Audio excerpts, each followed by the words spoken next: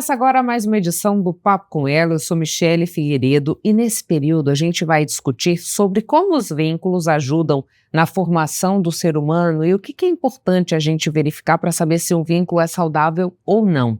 A gente também discute sobre como a alienação parental, em alguns casos, tem sido usada como ferramenta para revitimizar mulheres que são vítimas de violência. Nas nossas reportagens, você confere como a massoterapia pode ajudar aquelas pessoas que participam das corridas de rua, evitando lesões, e também como o artesanato se transformou numa ferramenta muitíssimo importante para a geração de renda aqui no nosso estado, fortalecendo a importância da economia criativa. Então você já sabe, pega o teu café e vem comigo conferir esse programa que a gente fez com tanto carinho para você. Durante muito tempo, a alienação parental foi tratada apenas como um instrumento de proteção à convivência entre pais e filhos. Mas nos últimos anos, esse entendimento passou a ser amplamente questionado. Especialistas, organismos internacionais e decisões recentes da Justiça têm alertado que a alegação de alienação parental pode, em alguns casos, ser utilizada para descredibilizar mulheres que denunciam violência doméstica ou abuso contra os filhos, transformando o processo judicial em mais um espaço de revitimização. A discussão ganhou ainda mais força após recentes posicionamentos do Superior Tribunal de Justiça, que vem reforçando a necessidade de uma análise cuidadosa dos casos envolvendo violência de gênero e da proteção integral às mulheres e às crianças. E para falar sobre esse tema, nós conversamos agora com a advogada Edilene Fernandes. Edilene, muito obrigada por aceitar o nosso convite para a gente conversar um pouquinho mais sobre alienação parental, o que a gente teve de evolução no processo de verificar se isso acontece ou não e como isso, por vezes, é utilizado de maneira leviana contra mulheres que estão vivendo processos de violência e acabam sendo revitimizadas nessa questão. Então, eu queria que você dissesse para a gente que mecanismos para aperfeiçoar a aplicação da lei nós tivemos recentemente, justamente para evitar casos como esse. Então, obrigada pelo convite, né, em princípio. É muito importante falar sobre questões assim, porque a mulher, ela sofre diversos aviltamentos, né, por assim dizer. Então, falar sobre isso, falar sobre as prerrogativas, falar o máximo possível de como evitar, de como identificar, de fato procurar, né, mecanismos que possam ajudar é importante. Então, a última atualização, ela veio justamente nesse sentido, porque assim, como eu posso dizer, até a última atualização, o simples acusar já era, né, de alienação parental. Lembrando que a alienação parental, ela ocorre quando os genitores, numa situação de divórcio, de separação e etc., começam a falar mal um do outro para os menores, né, para os filhos envolvidos, e aí você tem diversas coisas, você tem trocas de mensagens, né, que são ofensivas, você tem, olha, mas a sua mãe faz tal coisa, mas o seu pai faz tal coisa, então você não tem a visualização da criação da criança, entende? Da educação da criança, do prover o de melhor para aquele menor, né?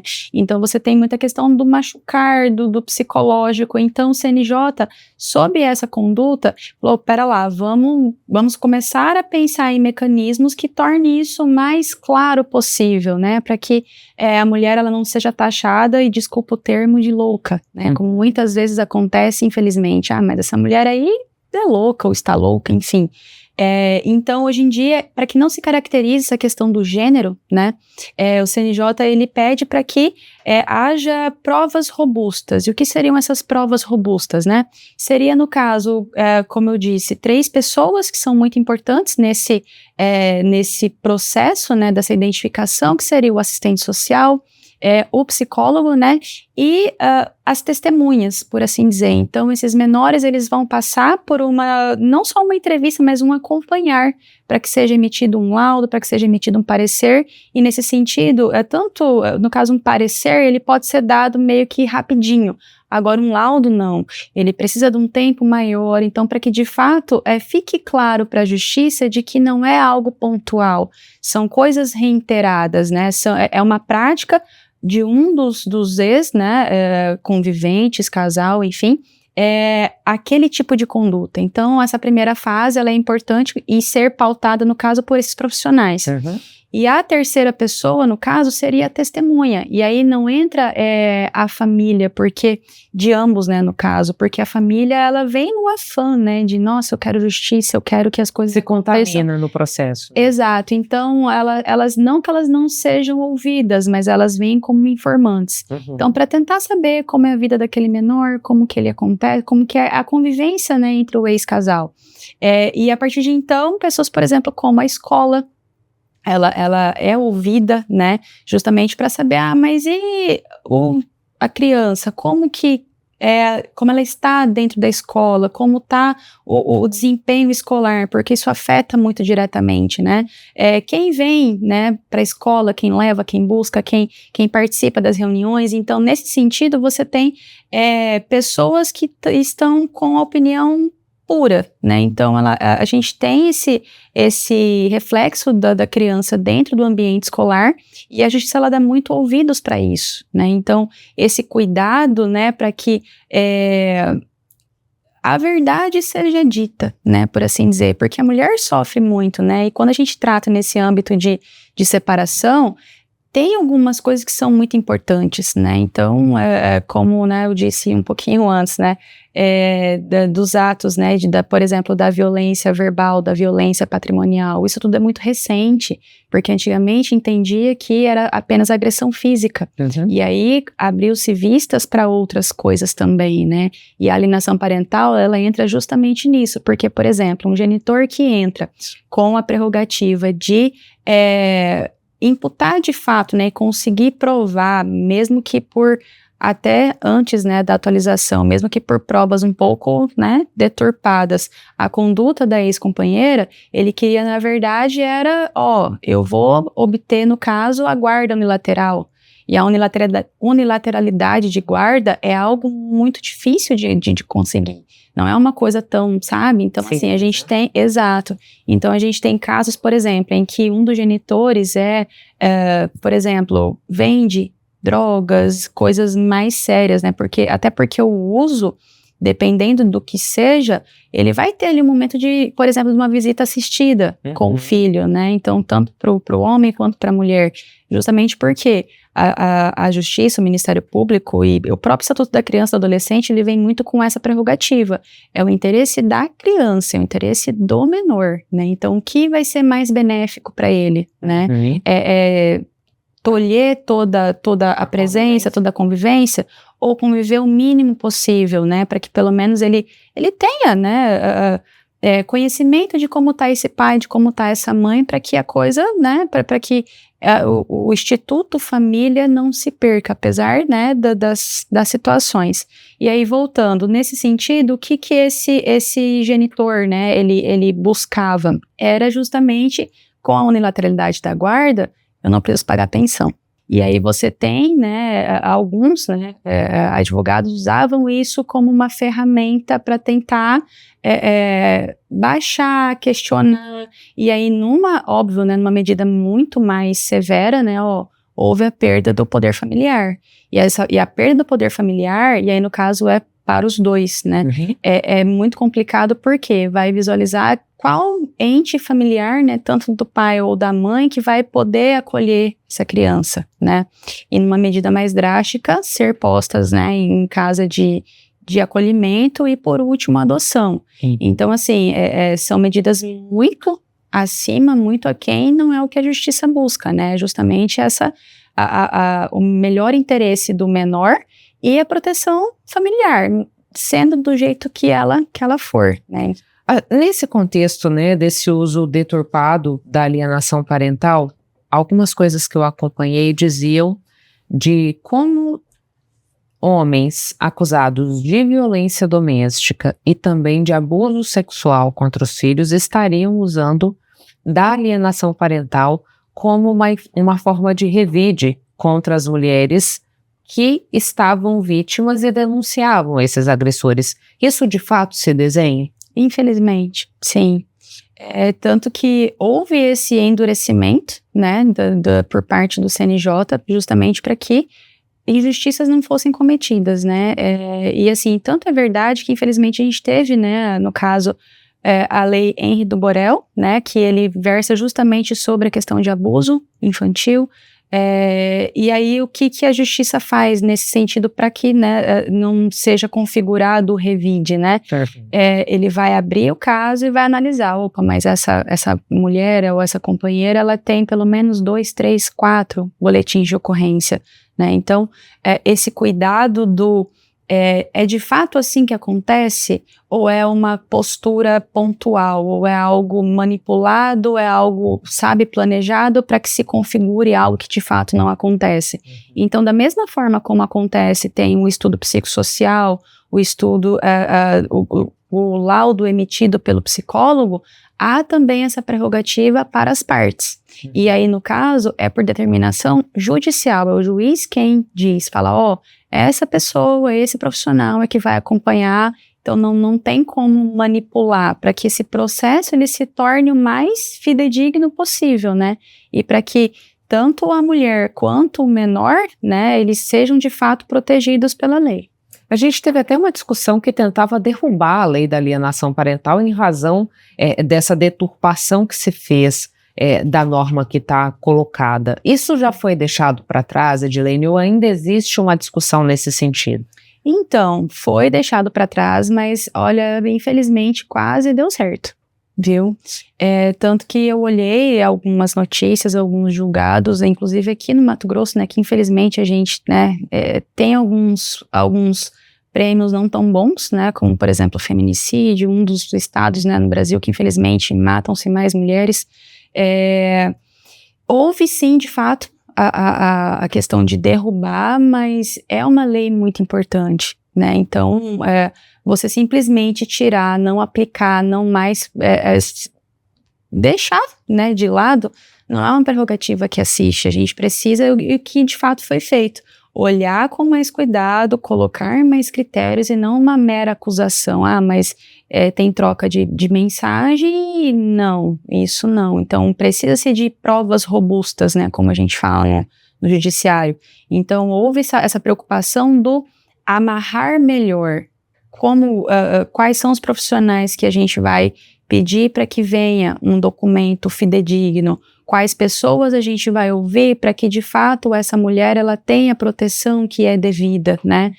Quais são os outros mecanismos, né, jurídicos que a gente pode utilizar para que a lei seja aplicada, né? E para que a proteção seja de fato feita, né? Edilene, quando a gente pensa nessa questão da utilização da alienação parental, nesses casos que a gente citou, né, de quando a mulher é vítima de violência e o agressor usa da alienação parental para alguma forma se vingar, digamos assim, dessa mulher, assim como quando há a denúncia de abuso, a gente pode dizer que essa utilização também configura uma violência vicária que recentemente foi reconhecida, né, ou foi colocada na nossa legislação pelo Congresso Nacional? Penso que sim, infelizmente, porque, assim, é como a gente fala muito no mundo jurídico, a lei, ela precisa se adaptar à medida que as coisas acontecem, né, então, por exemplo, há um tempo a gente nunca ia pensar que um vídeo que você publica, ele pode, dar, né, de diversas situações complicadas, ou ainda, no caso de ex-namorados, né, trocam vídeos e trocam, né, mensagens, enfim, fotografias, e aí um dos dois, né, resolve publicar em rede social e dar aquela situação toda. Então, o direito virtual, né, tudo que remete a realidade, o direito ele precisa, embora às vezes eu reconheço que é mais difícil, né, é um pouquinho mais lento, né, mas o máximo possível essa adequação, essa atualização, ela tem havido, né, então, até com base na inteligência artificial, hoje em dia a gente tem que tomar muito cuidado com tudo, né, então, essa violação da lei, ela infelizmente existe. Você disse que agora são necessárias provas mais robustas para comprovar que existe de fato ali um processo de alienação parental. Então, para quem está assistindo a gente e que fica na dúvida, né? Olha, eu acho que o que está acontecendo aqui é alienação parental, como é que eu faço para de fato comprovar que isso acontece? Qual que é a orientação que você dá? Em primeiro lugar, se for algo específico da mulher, procurar a delegacia da mulher. Isso aí é algo inerente, não tem como não, sabe?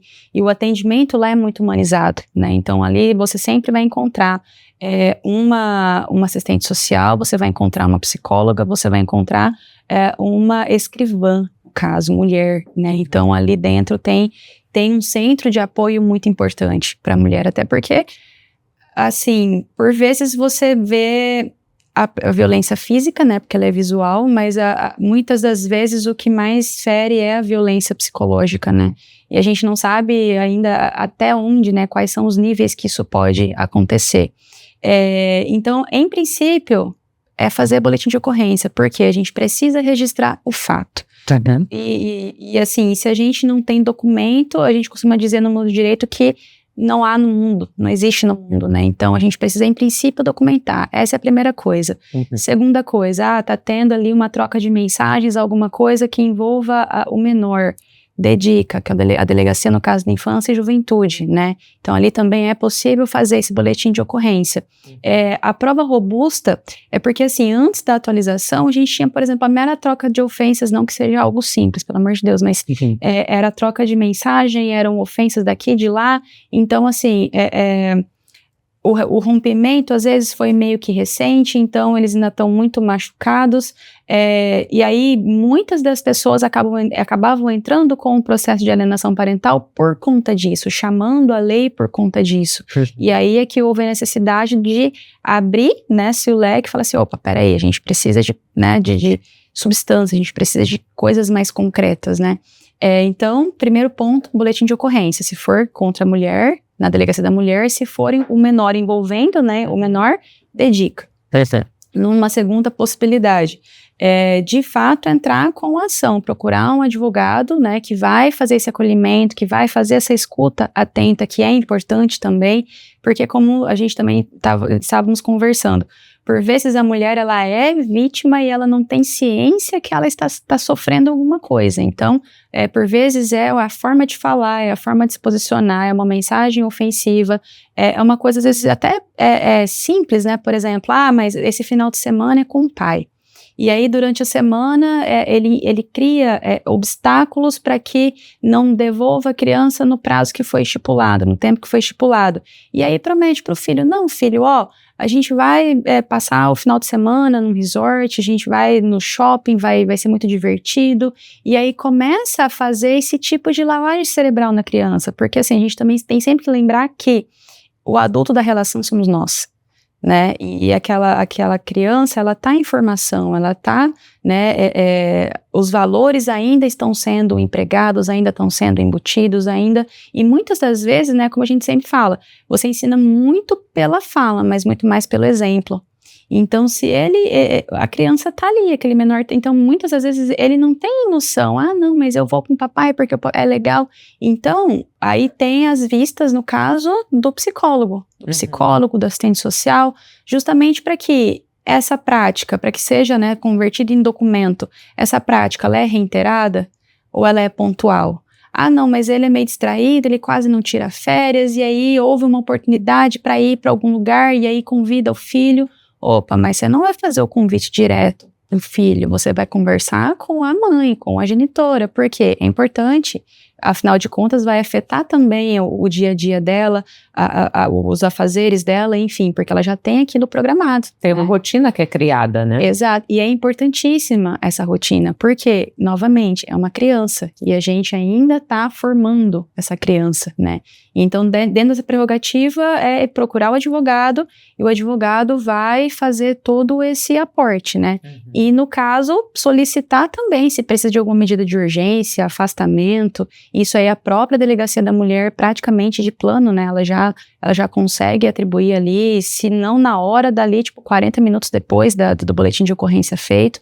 Então, e o botão do pânico, né? Que também tem Então, assim, você tem todo um aparato para a mulher. Uhum.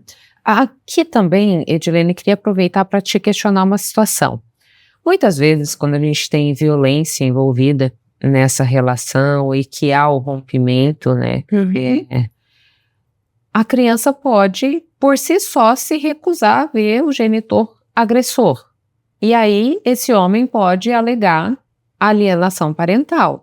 Mas aqui a gente não está dizendo de uma mãe que insuflou o filho para não conviver com esse pai, mas um filho que, entendendo a gravidade ou se colocando desconfortável com aquilo, prefere se afastar. Essa também é uma realidade que se apresenta e que a gente precisa olhar com cuidado? Infelizmente, sim. Sim, e aí é que entra o papel fundamental da assistente social. E aí tudo que envolver menor, Delegacia da Infância e Juventude, é importante. Ou ainda, o Conselho Tutelar. O Conselho Tutelar, ele tem uma função muito importante nesse sentido, porque ele é uma descentralização, né, da polícia, por assim dizer, mas ele é um órgão extremamente atuante, né? Então ali você tem a figura do conselheiro tutelar e ele, em princípio, ele vai mediar. E dele mesmo fala, não, mas essa situação está um pouquinho complicada, está um pouquinho complexa, eu preciso ter mais subsídios, eu preciso ouvir melhor. E aí ele mesmo faz, né, a solicitação da assistente social, por exemplo, para uma escuta acompanhada, sabe, uma visita também acompanhada, e saber, tipo assim, nossa, mas como tá essa criança? Qual é a visão que essa criança tem desse pai, desse agressor, né? De fato, ele presenciou alguma coisa, ou às vezes ele ouviu um grito, alguma coisa mais pesada, e aí ele já deduziu o quê, né? Então a gente também tem que tomar muito cuidado com isso, né? Porque a criança, graças a Deus, né, pelo fato dela ser pura, dela ser genuína, né, e como nós dissemos, né, não tem filtro, ela sentiu, falou, ela pensou, ela falou, ter esse cuidado também é importante, mas infelizmente acontece, infelizmente algumas pessoas utilizam isso, né, de outra maneira, de forma manipular, né, que é complicado também, mas a primeira situação de tudo é ouvir a criança com cuidado, né, e desacompanhada, né, em princípio, depois com o pai, com a mãe, para saber o que de fato está acontecendo. Edilene, muitíssimo obrigada pelas informações, o espaço à disposição, caso queira trazer mais algum esclarecimento. Muito obrigada, agradeço pelo convite, viu? E assim, para mim foi uma honra poder vir aqui falar um pouco da realidade da mulher e falar muito desse outro mundo que muitas vezes não abre-se tanto espaço, né, para falar. E é necessário, principalmente para as novas formas de violência, né, que tem havido e todos os dias é um caso, infelizmente. É isso. Muito obrigada, viu? Deixa eu te falar uma coisa importante. Nem toda violência é visível. Muitas começam com controle, com isolamento, com medo constante, bem antes do primeiro empurrão, do primeiro apertão, do primeiro tapa. E o mais preocupante é que os primeiros sinais ainda são ignorados. A gente precisa compreender que comportamentos violentos, agressivos e possessivos não surgem do nada. Eles são aprendidos, reproduzidos e naturalizados desde muito cedo. Por isso, preste atenção aos sinais. Ciúme excessivo não é prova de amor. Controle não é cuidado. Afastar você da família e amigos não é proteção. Tudo isso pode ser o começo de uma violência que tende a crescer com o tempo. Você não está sozinha. É possível romper o ciclo e recomeçar com respeito, liberdade e segurança. Em Mato Grosso, a vítima tem voz e o agressor tem rosto. Saiba reconhecer os sinais. Acredite em você mesma. Procure ajuda. Denuncie. Disque 180. Acredite, antes que vire silêncio. Governo de Mato Grosso. A gente faz uma breve pausa e o papo volta já já. Não saia daí.